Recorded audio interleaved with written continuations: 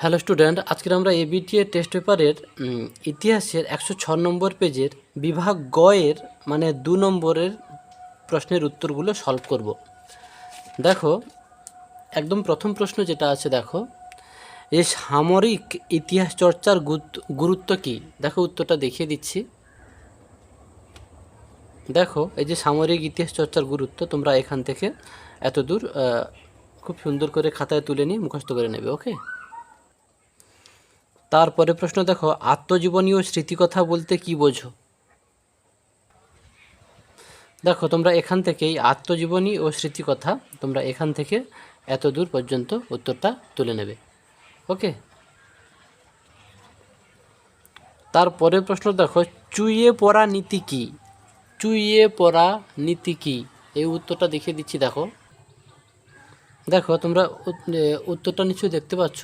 চুইয়ে পড়া নীতি বা ফিল্ট্রেশন থিওরি বলতে কি বোঝো। ইংলিশটাও মাথায় রাখবে, এটা পুরোটাই তোমাকে লিখতে হবে। আমরা এর পরের প্রশ্নে যাচ্ছি। এদেশে পাশ্চাত্য শিক্ষা বিস্তারে খ্রিস্টান মিশনারিদের প্রধান কি ছিল। দেখো, উত্তরটা নিশ্চয়ই তোমরা দেখতে পাচ্ছ। তোমাদের প্রশ্নে যেটা কী ছিল, মানে প্রধান কি ছিল নয়, ওটা হবে প্রধান উদ্দেশ্য কী ছিল। হলো, তোমরা এখান থেকে এত দূর লিখবে। তারপরে শেষ পার্টটা দেখিয়ে দিচ্ছি। শেষ পার্টটা দেখো, এই শিক্ষাদানের ব্যবস্থা করেন পর্যন্ত লিখতে হবে। ওকে, তারপরে প্রশ্ন দেখো, তিতুমির স্মরণীয় কেন। উত্তরটা দেখিয়ে দিচ্ছি। উত্তরটা নিশ্চয়ই দেখতে পাচ্ছ তোমরা, এটা পুরো উত্তরটাই লিখবে একদম মৃত্যুবরণ করেন পর্যন্ত। ওকে, তারপরে প্রশ্ন দেখো, চুয়াড় বিদ্রোহের গুরুত্ব কী ছিল। এটা কিন্তু আগের সেটে হয়ে গেছে। ওকে, দেখো তবু আরেকবার উত্তরটা দেখিয়ে দিচ্ছি। ওকে, একদম পুরোটা লিখতে হবে এখান থেকে একদম এত দূর পর্যন্ত। তারপরে প্রশ্ন দেখো, মহারানীর ঘোষণাপত্রের মূল উদ্দেশ্য কী ছিল। উত্তরটা দেখিয়ে দিচ্ছি। দেখো, উত্তরটা নিশ্চয়ই দেখতে পাচ্ছ, একদম সুন্দর করে পয়েন্ট ওয়াইজ লেখা আছে। এভাবে লিখলে কিন্তু মাস্টার ফুল নম্বর দেবে এবং তোমার লেখার জন্য মাস্টার যথেষ্ট খুশি হবে। ওকে, তো পরীক্ষা দিচ্ছ মানে একটা জিনিস মাথায় রাখতে হবে, উত্তর তো স্যারও জানে, কিন্তু স্যার জানে বললে তো হবে না, স্যারকে তুমি লিখে কতটা স্যারের মন জয় করতে পারছো সেটাই বড় বিষয়। ওকে, চলো তারপরে প্রশ্নে যাচ্ছি। তারপরে প্রশ্ন, শিক্ষিত বাঙালি সমাজের একটি অংশ কেন মহাবিদ্রোহের বিরোধিতা করেছিল। দেখো, উত্তরটা দেখিয়ে দিচ্ছি। দেখো, এগুলো কিন্তু সামনের স্কুলগুলোতে আগে হয়ে গেছে, যার জন্য এখানে আর দেখাচ্ছি না। এটাও হয়ে গেছে, এটাও হয়ে গেছে। জাতীয় শিক্ষা পরিষদ কেন, এটা হয়ে গেছে। 3.11 দেখো, 19 শতকের বাংলায় জাতীয়তাবাদের বিকাশে বঙ্কিমচন্দ্রের কিরূপ ভূমিকা ছিল। দেখো, উত্তরটা দেখিয়ে দিচ্ছি। এটা দেখো, বঙ্কিমচন্দ্রের ভূমিকা তোমরা এখান থেকে এত দূর একদম সুন্দর করে তুলে নেবে। ওকে, আচ্ছা, তবু দেখো এইটাকে দেখিয়ে দিচ্ছি। বাংলা ছাপাখানায় 3.9 মানে 3.9 বাংলা ছাপাখানার বিকাশে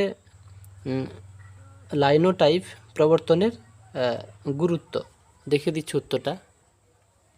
দেখো, এটা একদম এখান থেকে এই 1717 থেকে 1777 থেকে এত দূর পর্যন্ত লিখে দেবে। ওকে, দেখো, তারপরে যেটা ছেড়েছি ওগুলোও দেখিয়ে দিচ্ছে একবারে, যে 3.10 জাতীয় শিক্ষা পরিষদ কেন প্রতিষ্ঠিত হয় দেখিয়ে দিচ্ছি। দেখো, দেখো উত্তরটা তোমরা এখান থেকে এত দূর পর্যন্ত লিখবে। এরপরের বাকি পার্টটা দেখিয়ে দিচ্ছি, শেষ অংশটা। দেখো, শেষ অংশটা নিশ্চয়ই দেখতে পাচ্ছ, এই পর্যন্ত একদম জাতীয় শিক্ষা পরিষদ পর্যন্ত লিখতে হবে। ওকে, দেখো, তারপরে 3.8টাও দেখিয়ে দিচ্ছি, শিক্ষিত বাঙালি সমাজের একটি অংশ কেন মহাবিদ্রোহের বিরুদ্ধে করেছিল। এর উত্তরটা দেখিয়ে দিচ্ছি। দেখো, দেখো এটাই এখান থেকে এত দূর লিখবে, বাকি অংশটাও দেখাচ্ছি। তবে মেন বিরুদ্ধের কারণগুলো কিন্তু এই 2-3টে পয়েন্ট আছে, এগুলো লিখবে। তারপর শেষ অংশটা দেখিয়ে দিচ্ছি। তো উত্তরটা একদম এখানে শেষ। এই যে সমর্থন করতে পারেনি, এত দূর পর্যন্ত লিখতে হবে। ওকে, তো এর পরের প্রশ্নে যাচ্ছি আমরা। তারপরে প্রশ্ন দেখো 3.12 মোপলা বিদ্রোহের কারণ কি? হ্যাঁ, এই কারণটা দেখো, তোমাদের উত্তরটা দেখিয়ে দিচ্ছি। দেখো এই মোপলা বিদ্রোহের মেন কারণ এটাই, তো এখান থেকে এত দূরে ঢেউ পর্যন্ত লিখতে হবে। ওকে, তারপরে প্রশ্ন দেখো দলিত কাদের বলা হয়? উত্তরটা দেখিয়ে দিচ্ছি। দেখো দেখো উত্তরটা নিশ্চয়ই দেখতে পাচ্ছ, দলিত কাদের বলা হয়, তোমরা এখান থেকে একদম এত দূর পর্যন্ত লিখে নেবে। ওকে, তারপরে প্রশ্ন দেখো অরন্ধন দিবস কি? দেখো উত্তরটা দেখো, দেখো অরন্ধন দিবস কি, তোমরা এখান থেকে এত দূর উত্তরটা লিখে নেবে। ওকে,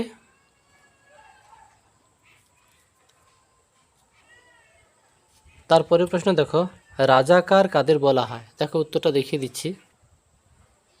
দেখো রাজাকার কারা, এখান থেকে এত দূর লিখবে, আর শেষের বাকি পার্টটা দেখিয়ে দিচ্ছি। দেখো শেষ পার্টটা হচ্ছে এই এই লাইনটা, শুধু এখান থেকে এত দূর হলো। হ্যাঁ, তারপরে শেষ প্রশ্ন দেখো পত্তি শ্রীরামালুর স্মরণীয় কেন? দেখো উত্তরটা দেখিয়ে দিচ্ছি। দেখো উত্তরটা এখানে পত্তি শ্রী রামালু স্মরণীয় হওয়ার কারণগুলো 1 2 3 তিনটে পয়েন্ট সুন্দর দেওয়া আছে। তোমাদের বারবার বলছি চেষ্টা করবে 2 নম্বর মানে 2টো পয়েন্ট দিলেই চলবে, তবে উত্তরের স্ট্যান্ডার্ডিটি আর একটু বাড়ানোর জন্য 3টে দিলে পারো, তবে 2টো দিলে মাস্টার, কিন্তু তুমি যদি খাতা খুব সুন্দর করে ফ্রেশ করতে পারো এবং পয়েন্ট মানে এরকম পয়েন্ট ওয়াইজ লিখতে পারো, তো 2টো পয়েন্ট লিখলে কিন্তু 2 নম্বর দেবেই। তবে যদি সেরকম তোমার হাতে স্পিড থাকে একটু বেশি তথ্য দেওয়ার চেষ্টা করবে, হলো। বা আরেকটা সুবিধা হয় যেটা কি, ধরো এই প্রশ্নটা একটু বেশি করে পয়েন্ট করলে কি সুবিধা হয় জানো তো, ধরো তোমার এই একই প্রশ্ন ধরো 4 নম্বরে এলো, তখন কিন্তু যে 2টো পয়েন্ট করে গেছে সে কিন্তু 2টো পয়েন্ট যদি 4 নম্বরে এতে লেখে, প্রশ্নে লেখে, মানে যে প্রশ্নের মান 4 আছে সেখানে কিন্তু তাকে 4-এর 2 দেবে।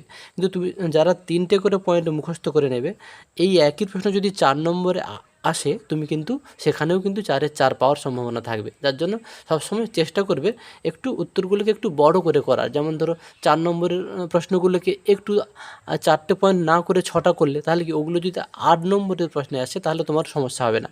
ঠিক একইভাবে 2 নম্বরের প্রশ্নের জন্য তুমি যদি 2টো পয়েন্ট করো, কোনো কারণে ওই একই প্রশ্ন যদি তোমার 4 নম্বরে আসে তখন কিন্তু তুমি সমস্যায় পড়ে যাবে।